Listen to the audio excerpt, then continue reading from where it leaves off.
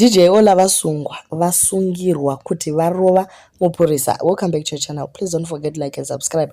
Vanhu vazhinji vari kuti zvinei nekuita neStar FM nekuti kwanze akaba mari. It is not true.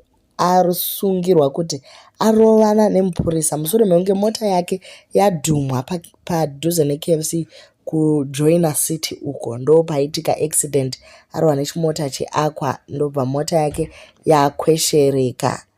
Iye achibva aedza kuti vataurirane nemupurisa muridzi wemota, but paratidza kuti hapana kunzwisisana. Mupurisa wacho anga achiradzawo arrogance nekuda kuti semunhu wemutemo azvione kunge hari nani zvikuru. Saka Ollah abhoikana nenyaya yacho ndobva asundana nemupurisa uyu.